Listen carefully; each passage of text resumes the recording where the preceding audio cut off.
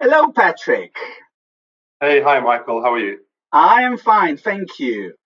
So, we are starting something new, which will be an interview, but we will be doing this interview to describe some useful techniques for instructors and mainly to show you how to do a bit more cross marketing. And we've been sitting last week in the office during regional manager conference, and we decided that we have some interesting content to share.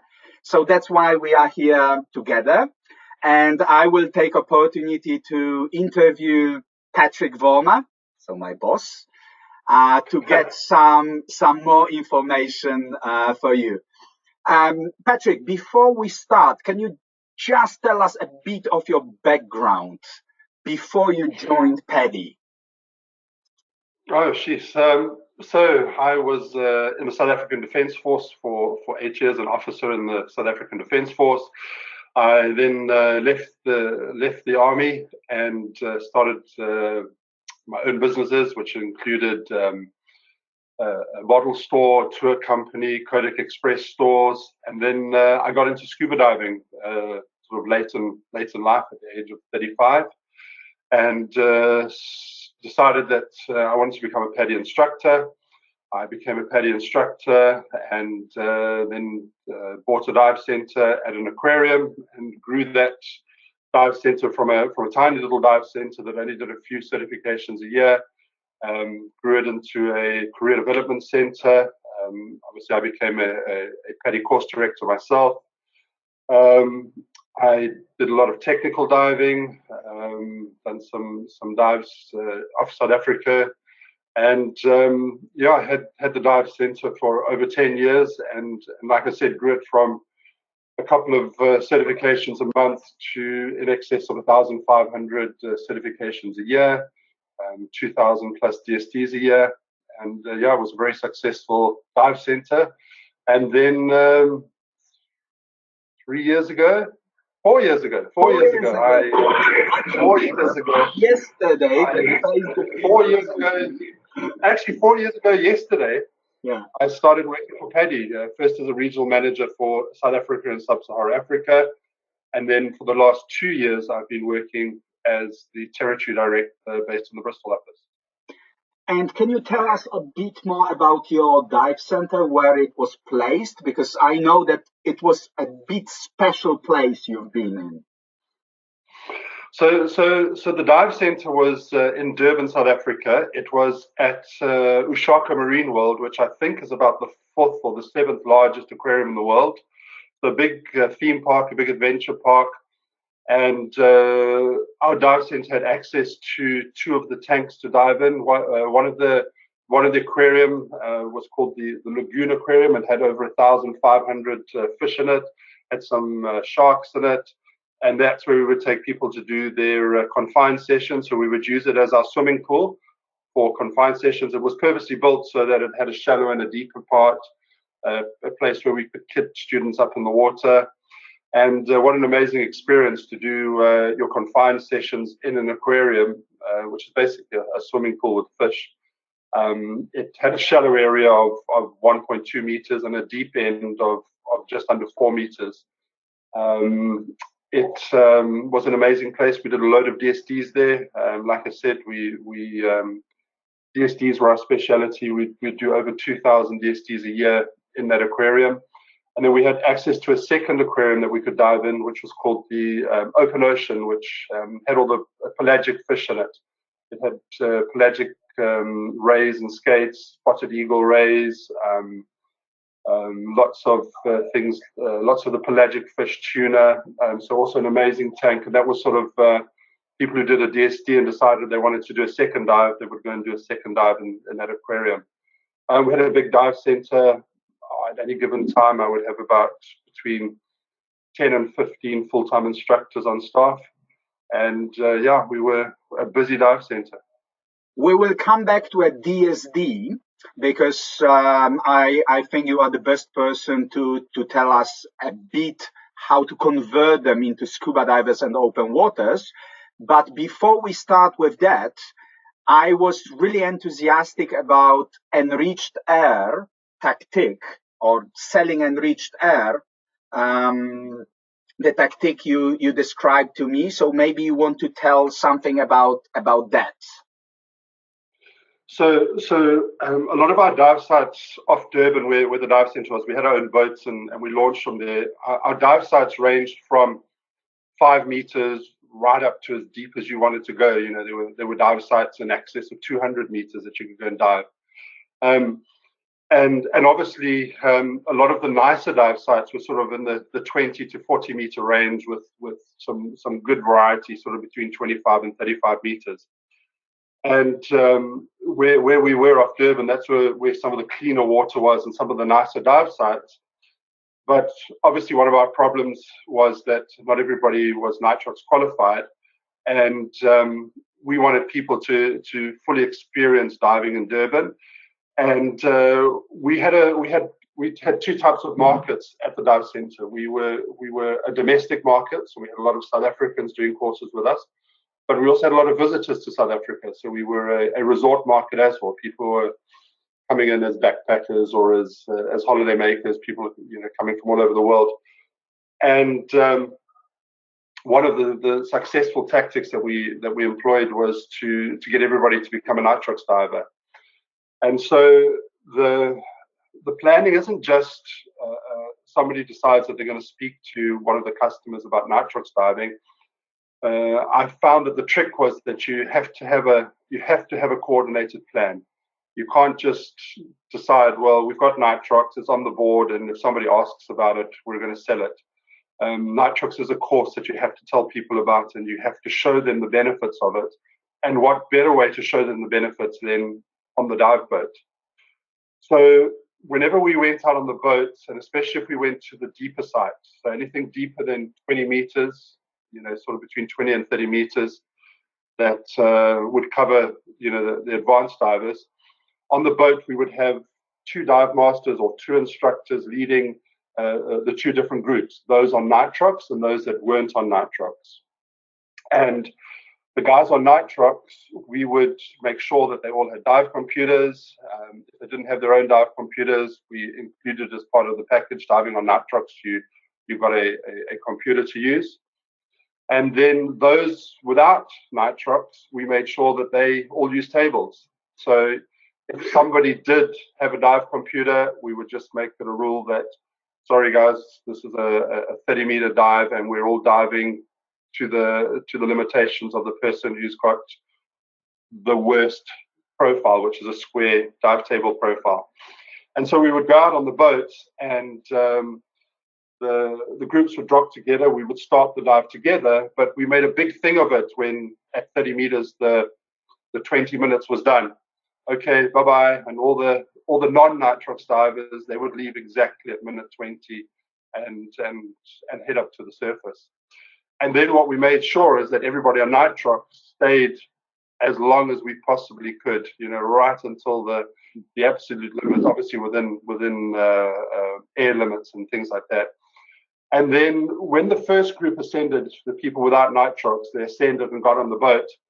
That was when the instructor or the dive master started selling Nitrox courses. He would tell them, the pity you guys weren't on Nitrox. Look at these guys. They're still going to have another 15 or 20 minutes of diving. So he was talking to a group of non-Nitrox divers, right? Of those who were speaking to a group of non-Nitrox divers about, guys, you should have been on Nitrox. Look at these guys now. They're going to be another 15, 20 minutes of diving. He would then explain how easy the Nitrox course is. We always made sure that dive master instructor dived on Nitrox. He would show them on his dive computer that he could basically get immediately back into the water. And if somebody had an air computer, they would have, an hour or whatever surface interval that they would have to wait. So he would make sure to compare the surface intervals, going back and now doing another dive, how quickly he could get back into the water compared to them. And so he basically had 20 minutes to talk about Nitrox to that non-Nitrox group and tell them all the advantages, tell them everything about it.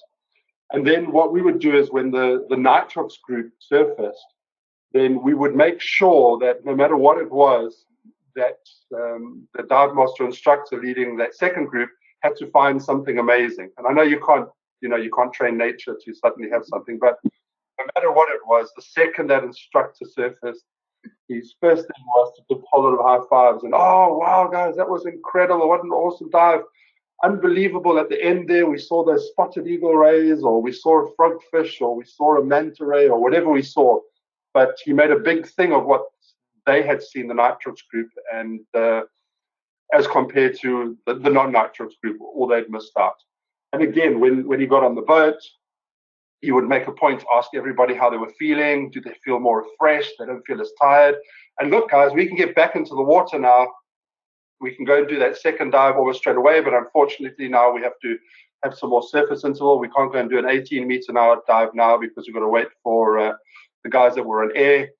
And so again, we would just speak about the virtues of nitrox.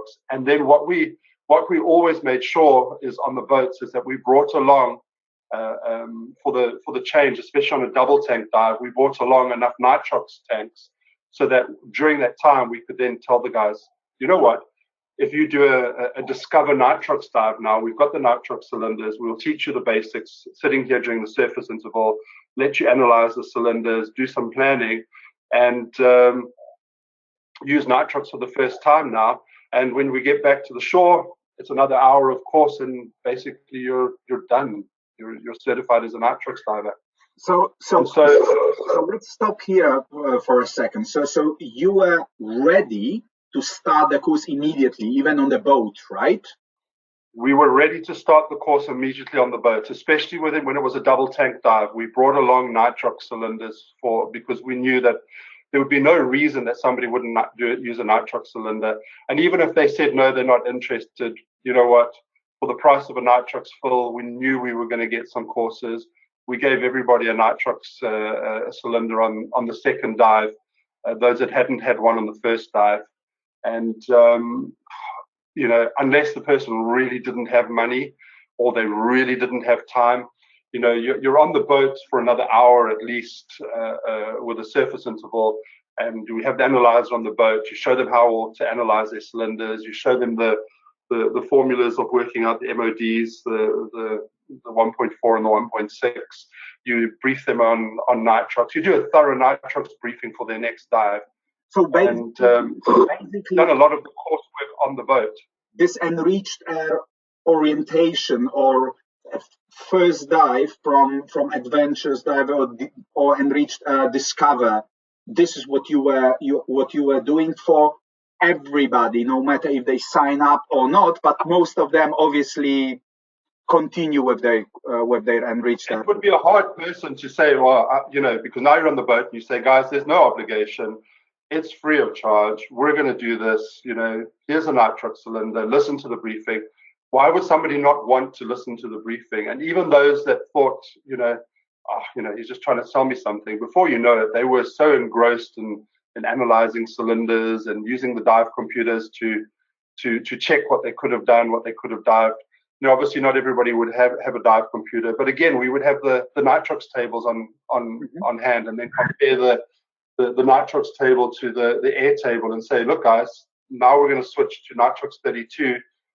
We're doing an 18-meter dive. You can spend 100 and whatever it is, 120 minutes underwater, but the plus side is we can all now go back into the water relatively quickly because we're using nitrox. So that was also the key, that you were showing the advantages to the divers, right? That they could really extend their dives, and that was the key thing to sell. But on the other side, you were very well prepared for that, because and that's key, Michael, is because if you just talk about it, it's easy once the boat hits the shore again. People go and shower and they get changed and they've got family waiting and et cetera, and they're on holiday, some of them have come to dive, they've taken a couple of hours of work, come to dive, and they're going back to work. So we found through experience that if we could do it on the boat, we would do it on the boat as much as possible, especially if we were doing the double tank dive options. But again, even if you aren't doing a double tank option, a lot of people will do 2 dives in any case. And if you're coming back to shore, exactly the same. You can talk about nitrox on the drive back to shore.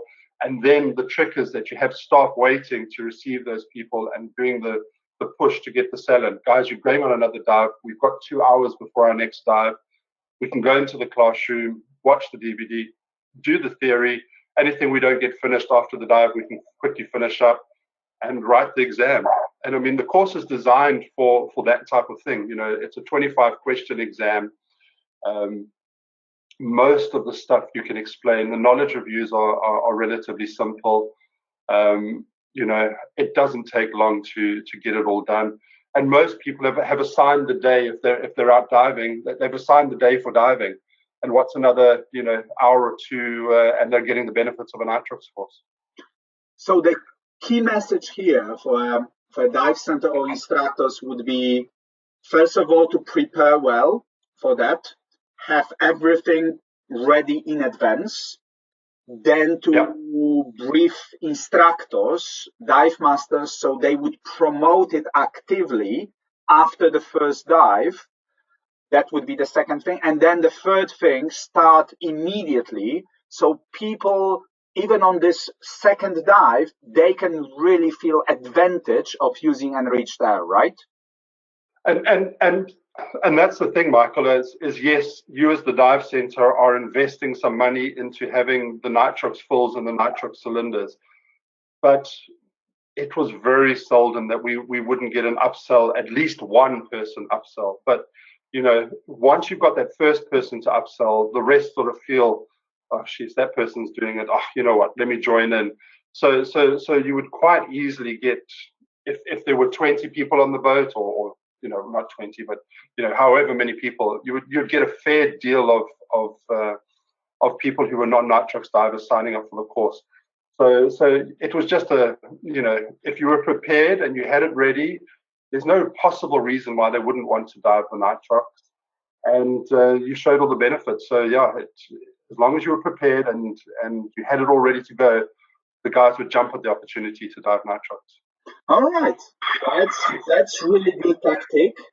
So let's switch the gears a bit. Let's go a level lower. So let's talk about this DSD into scuba diver open water conversion or a second dive conversion, because I know that you were using all those tactics. If you can tell a bit more about that. Okay, so we would get loads of people that were on holiday, or local people coming to do a DSD with us at the aquarium. We were well known for our DSDs. They were popular gifts. People would give them to family members. Divers would give them to their non-diving friends. Or people would just, we actively had people canvassing the queues and canvassing people within the aquarium, asking them to come and do a DSD. And for us, we would have 2 groups of people. We would always ask qualifying questions. How long are they here for? And how many days they're here, and what are they doing while they're here? Because if somebody is just there for the day and they're leaving tomorrow and it's the end of their holiday, then the chances of upselling them to a scuba diver or an open water course are far more limited than if somebody says, oh, I'm here on a week's holiday, I'm just here to chill, I'm at the beach, or people are like, no, I live here, but I want to come and do a DST. So the trick was, first of all, to identify who your customer was. And so our first group of people... And you were doing it by asking a specific questions? Asking, so when they signed up for the DSD, the qualifying questions were, why are you doing the DSD? So somebody might tell us, I'm doing the DSD because my friend's a diver, he's given me this as a gift, and I want to try it, see if scuba diving's for me. So we knew that was a hot lead. There's somebody that is potentially going to do an open water course. Then the second question is if somebody says, oh, I'm here on holiday, then how long are you on holiday for? Because if this is their last day of the holiday and they're leaving the next day, then you're going to struggle to get an upsell from them. However, if this is the first or second day of their holiday and they're there for another week, and then you ask them what their plans are, who they're here with, you then have a customer that is potentially an upsell for an open water course.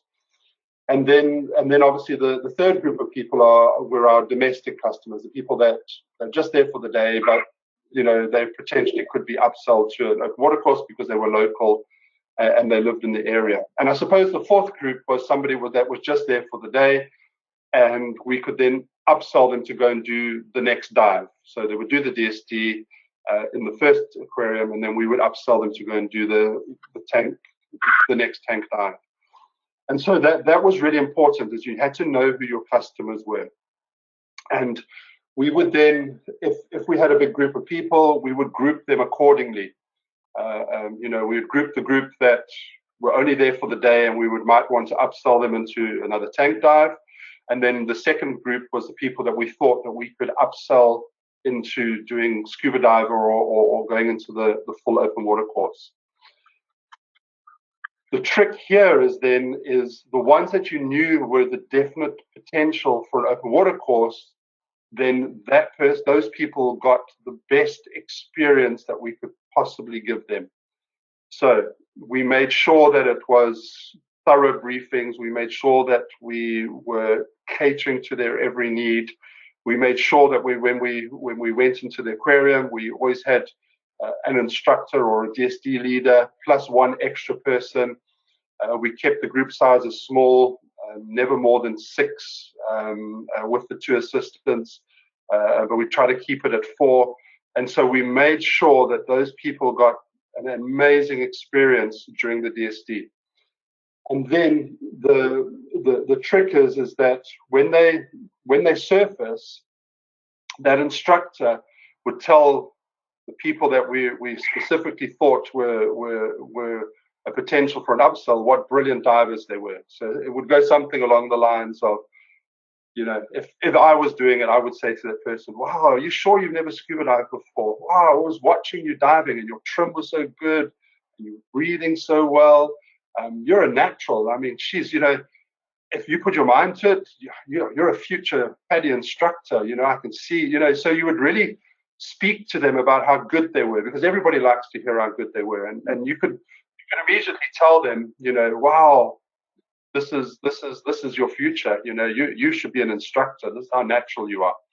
Obviously, if the person couldn't dive properly or they didn't get down, obviously you couldn't use that tactic. But it's very seldom that you couldn't sort somebody out and get them diving around that aquarium, that by the end of it, they had good trim, they were breathing properly, and it was just a chill dive in the aquarium. And that was also coming from the very prescriptive approach you had, a focus on those people, right? A script. We had a script. We had a script for every instructor and every dive master. And then the second part of that script was when they surfaced, and because yes, the aquarium was an easier thing, but you could do that if you were doing it in a swimming pool. When they surfaced, we would have additional staff that were helping to lift up the kits, and there we had additional staff hanging around, and the instructor, they would watch the instructor when they surfaced. So part of our script was, when the instructor surfaced, the instructor would surface and start speaking to the people that DSD leader or instructor thought were most likely to sign up for the course, and then start telling them what good divers they are, how well they dive, they should think of becoming instructors. We'd really get that in. And so the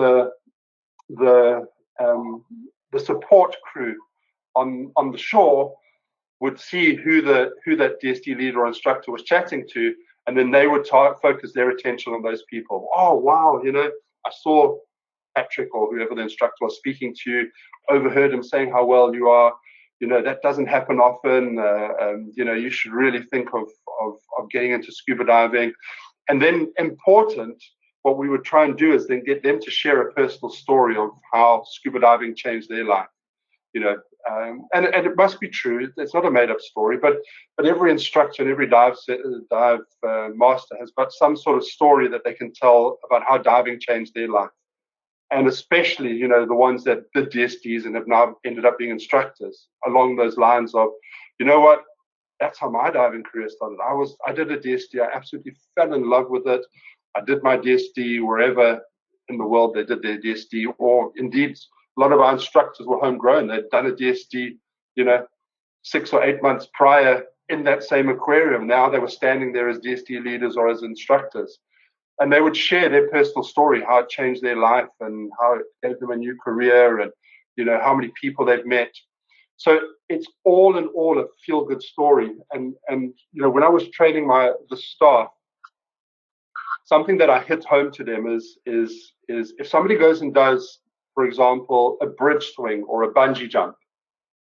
So they go and stand on the edge of the bridge and they jump off the bridge or they go skydiving or whatever it might be. They go and jump off the bridge and they get pulled back up again. And when they come back up again, what's immediately the thing that happens is somebody's telling you, wow, that was brilliant. We've got a video of your experience. We've got a cap and we've got a T-shirt.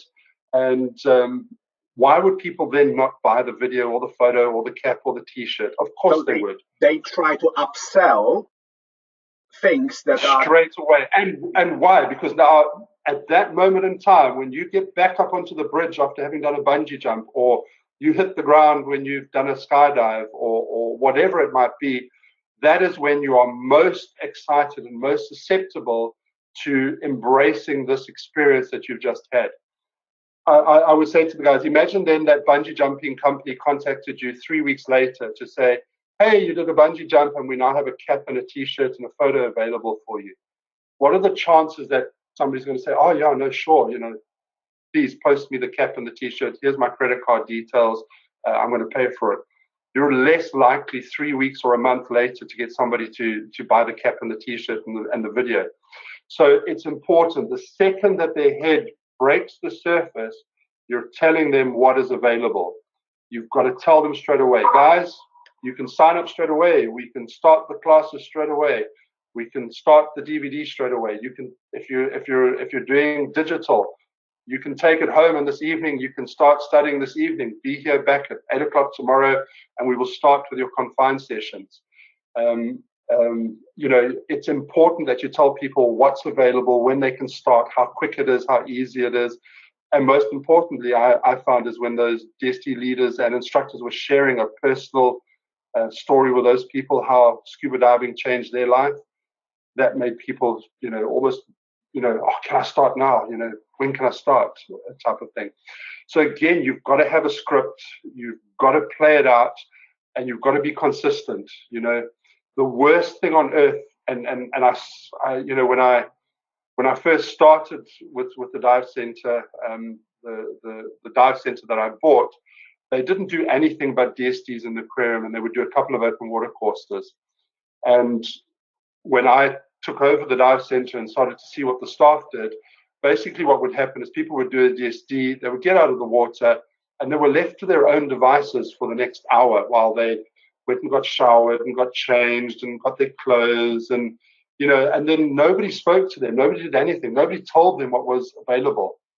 And so if I look at those guys' conversion rates and the number of open water courses they did, in all honesty, that dive center was doing less than 100 open water courses a year. In exactly the same environment, we were doing 600, 700, 800 open water courses a year. They were doing less than 300 or 400 DSDs a year, and we were suddenly doing over 2,000 DSDs a year. And I put that down, the conversion ratios, and I put that down to having a script, knowing exactly what you're doing, and everybody has a role to play. It's not left to chance. It's not left to somebody to just talk about an open water course. You know exactly what you're going to achieve. You've got the script, and everybody plays their role in that part of the script. But what is my takeaway from that is actually this question you ask on the beginning, how long are they here, right? Because then you know where to focus. It doesn't mean that you don't want to have a good experience for those other divers, but you know that you should focus on those people that still have enough time to continue with the scuba diver or the open water. That would be one thing. But second thing, even for those, because we hear it quite often that people say, oh, we have our tourists coming only for 1 day or 2 days here, and they normally come on the last day to us, but offering them the second dive, that's also a way to upsell and to make some additional diving income with those divers. And what was amazing, Michael, is we would have those people that were just on holiday, and they so enjoyed their first dive in the aquarium. We would upsell them to the second dive, and then a lot of people had timeshare. Durban had a lot of timeshare hotels, and suddenly, 8 or 9 months later, we would get an inquiry from that person saying, "I'm coming back on holiday. I now want to sign up for my open water course." So you haven't lost them. You've just invested in them for a future date. And so we had loads of people that had such an amazing experience, even though they couldn't do the open water course then, that they got into diving later on a second holiday or a subsequent holiday. And even if you as the dive center don't get those people signed up to do the open water course now, if you've done the DSD properly and you've done it all as it's meant to be done, those people will eventually, hopefully, go and do an open water course. And what we're doing then is creating more divers. Yeah. But I had the privilege of being a course director and teaching instructors at the dive center, and it was amazing how many people that I would have on my instructor courses that started doing a DSD with us as their first diving step. I had recently, I was an examiner doing examiner in South Africa in Sodwana Bay, and this was last year September. And when we were 3 examiners. It was a big group, and this one particular lady said to me while we were busy with the exam, she's like, "Do you remember me?" And I'm like, "No, sorry." She's like, "Well, I was 10 years old when you did a DSD for me when I was 10 at Ushaka Marine World in the aquarium." Okay. And I will never, ever, ever forget that experience when I was 10 years old. She said she was from Johannesburg. They were on holiday. They'd never dived before. And she did her open water course up in Johannesburg at a lake, at a quarry. And then she did her advanced course with us when she came back down to Durban. She did her advanced course with us when she was old enough to do her advanced course. She did her dive master course up in Johannesburg. She did her IDC at Sodwana Bay. And she came and said to me, "If it wasn't for you guys and it wasn't for that DSD, I wouldn't be here today I mean, she just, she was, I checked her age. She was like just about to turn 19 years old, and she was off to Thailand. She had got a job signed up if she was becoming an instructor. And that's what you don't realize is it started. And I mean, I've got loads of stories to tell like that. I've had so many people come through at a young age, do a DST, and they've ended up being instructors. And so it's that first experience, it's that DST experience. And quite often as dive centers, we just see a DST as a standalone product. We just see it as, I'm going to do a DST for this person. I'm going to make my, whatever it is, 100 euros, 200 euros, whatever it is, out of them. And then I'm never going to see them again. But actually, if you do the DSD correctly, if you follow the script, if you make it an amazing experience, those people remain within the scuba diving industry. And I often ask people when I'm speaking to groups of people now, I ask them to tell me about the very first time they did an open water dive. And nobody ever forgets their very first open water dive. No matter how good or how bad it was, they remember it. And your DSD is your very first dive. So make it a good experience and you'll be amazed. You might not see everybody doing a DSD, but you'll be amazed at how many people will get into diving because you gave them a really excellent DSD program in the beginning. So don't see a DSD program as just something, we've got to do it. It brings in some money. We'll never see these people again. And that's your attitude. treat it as if every DSD that you're teaching, that person's going to become a PADI instructor. And you'll be amazed then at the results you do get. Okay, all right. I think we could be slowly summarizing. We have loads of other tactics that we may follow up on the next meeting. But before I finish, can you just briefly tell what you do now and how our members can meet you? What I do now, so I work for PADI. I'm based in the Bristol office, and I'm a territory director, looking after, well, basically most of Europe. I have a team of 8 regional managers that report to me, and they're based in countries like the Netherlands, Belgium, Germany, Austria, Switzerland. The region Michael looks after, which is Central Europe, which includes Poland, Croatia, Romania, Hungary, Slovakia, and then some of the smaller countries. I have Greece I look after. I have Italy that I look after. And then Sub-Saharan Africa, South Africa, and then the islands off of Africa, like Seychelles and Mauritius, Zanzibar. So it's quite an extensive area. If you picture the middle of the world, that middle section, well, I suppose if you're in Australia, then there's the middle, but yeah, so basically Europe and then Africa and Sub-Saharan Africa and South Africa. So it's a big region, but guys, I'm on Facebook. Find me on Facebook. If you've got questions, no problem. I'm available. I love diving. I'm a passionate diver. I'm fortunate to have done some really amazing dives. I've been fortunate to dive around the world.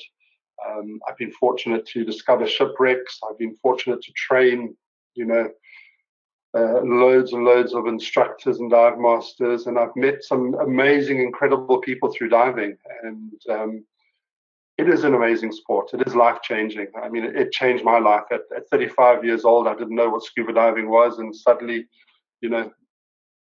3 years later, I'd worked hard and become a PADI course director. That's how it changed my life. Within 3 years from doing a DSD in that same aquarium that I bought the dive set. I personally did my own DSD in that aquarium, and went on now to working for PADI. So what an amazing, amazing story it really is. Sometimes I have to sit and pinch myself and think, sheets, how did this change my life? And that's maybe a story for another day to tell you how it changed my life. How an instructor asked me the right question, and I'll never forget that. He asked me when all I was doing was walking in the dive center. I had no intention of doing anything. I was just killing time. And that instructor asked me, are you a scuba diver? We need to leave that story because that's really, really good story. All right, so let us know in the comments, how did you like that way of presenting some of the marketing concepts? If you like it, share it with other members, and hopefully we will hear each other soon. Thank you, Patrick. Thank you, Michael, and thanks everybody. Hope you got some great tips.